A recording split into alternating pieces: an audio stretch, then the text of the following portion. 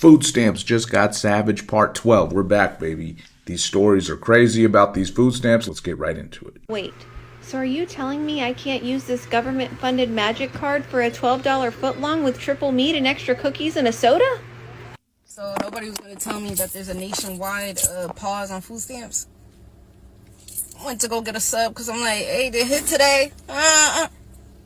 Oh, sorry, decline. I'm calling the number. They say I got the money. Oh, it's decline. I went to another store. I see this lady. She's using her food stamps. Decline. I'm like, oh, so it's not just me.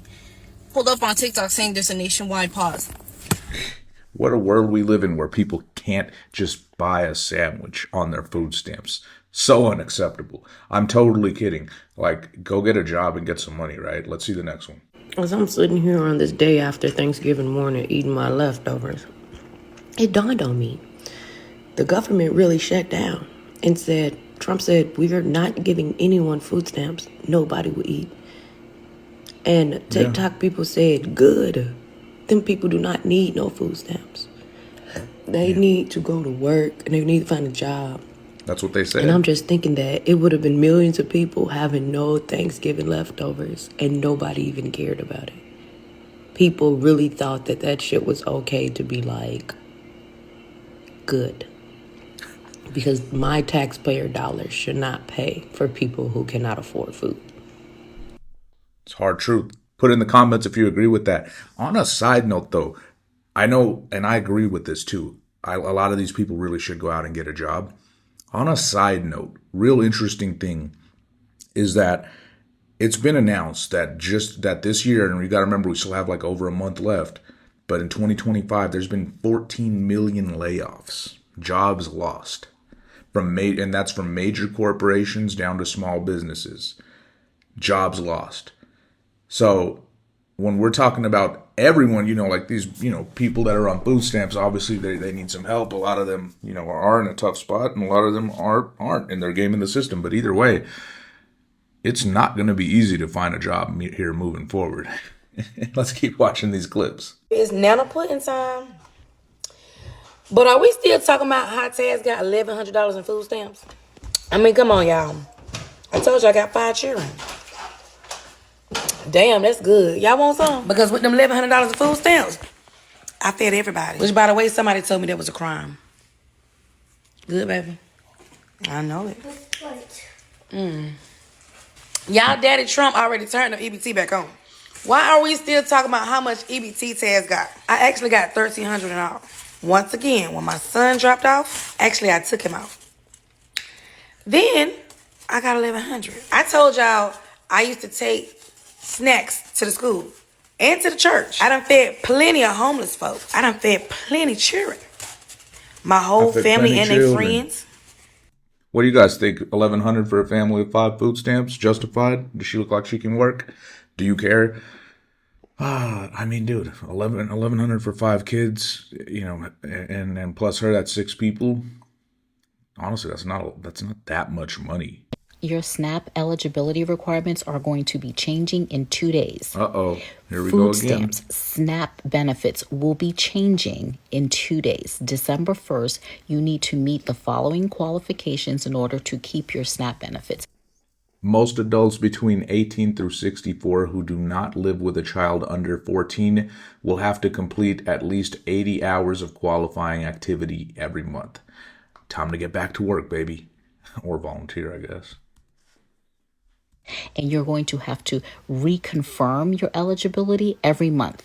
So you either need to have a job, be in some type of qualified training program, or be involved in some type of qualifying community service. Oh, yeah. If you are between the ages of 18 and 64 and you do not have a 14-year-old or younger living with you. And I'm sure this is going to have a lot of outrage in like the community of people that get food stamps. Really, I think they're doing this because of how much fraud there is going on and people gaming the system. I mean, am I wrong? Like, am I imagining that that's happening? I don't think so. Who also thinks it's unfair? It's like, again, the program's not made for you to live your life on it. People that are going to get like these kind of benefits without having to do this eligibility criteria are going to be people who really can't work, like disabled people. mental, physical disabilities or whatever. Like, yeah, obviously you can't work. That's cool. But we're talking about people, without like kids in the house that just need to go get a job or at least do their best to try and stop sitting around all the time. People just like, dude, and they like to make. I froze this lady on a funny spot. Look at her face. People like to make up things like as to reasons as to why they can't. There's so many reasons as to why they can't. How about like, why don't we change our perspective a little bit, flip it around, and instead of talking about why we can't, let's talk about why we can do something. Maybe you'll have a better life when you do that. And you're going to have to qualify, be eligible every month with these requirements. If you are not, your SNAP benefits, your food stamps will be either cut in half or terminated. This does not apply to anyone who's disabled, takes care of disabled, is maybe having a child. This is for what they're calling able-bodied individuals. Right. So every month you are going to have to certify essentially that your eligibility for food stamps and the SNAP program. So you're not going to just get them for free anymore. And if you don't qualify and confirm every single month with the 80-hour minimum, you will not be getting benefits that month. Wow. Did you guys know this? Let me know down in the comments. Does this affect you in any way? Because everyone thought that they got their SNAP benefits back and they were good to go. No, Trump has his foot on the neck of this program and he is completely overhauling it and revamping it. So you might want to get it together if you're what they're calling an able-bodied individual. Let me know down in the comments. Did you guys know this? Are you ready to be reconfirmed every month to keep your benefits? That's going hard on them. By the way, open enrollment for health insurance ends in like a couple weeks here. If you haven't gotten health insurance or you think what you did get is too expensive, go to healthnerd.net. Get a free quote, healthnerd.net. They'll give you a free quote. No one's going to call you. You're actually going to get a quote range. And then if you like the quote range, you can schedule a call with one of the consultants and they'll help you out. Most people are saving like 20 to 40% on their insurance and they're getting like PPOs instead of HMOs, if you know what that is.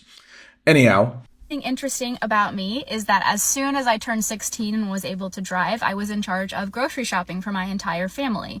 It was me, and then my middle sister would always come with me, and some of my silliest memories are during this period of my life. However, also some of the worst, because we were on food stamps, and I believe the reason we were grocery shopping is because my parent did not want to be the one that had to slide the EBT card, which is terrible. And it gave us a lot of shame that did not belong to us.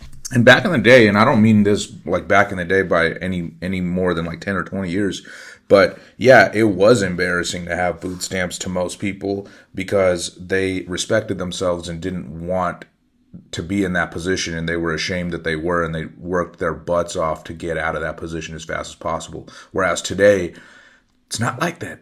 People love having their food stamps and they are happy to take them forever and not work. But we'd also have to go at 6 a.m. per our orders.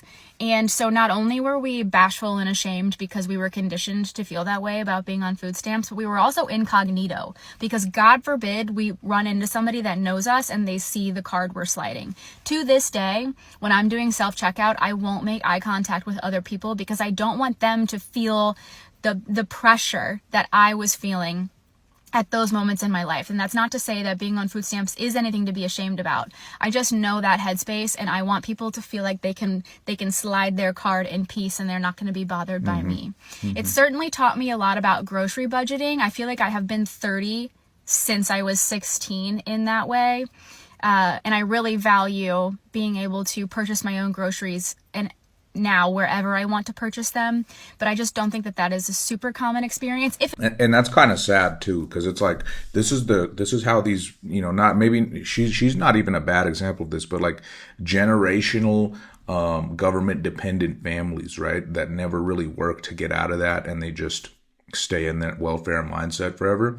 Their kids like don't get a childhood. And that sucks. And then they have memories of things like, oh, I had to go swipe the EBT card because my parent didn't want to be embarrassed. And now they think about this stuff. It's like, dude, if food stamps is made to help you temporarily, and you need to do your best to get out of that situation so you can control your own life. I mean, ultimately, who wants someone else to control their life? Daddy government's controlling your life if you're just generationally on that stuff. All right. Well, food stamps just got Savage Part 12. That was 12. Cool. We'll have 13 and more. We'll have more fun on the next one. Like, comment, and subscribe.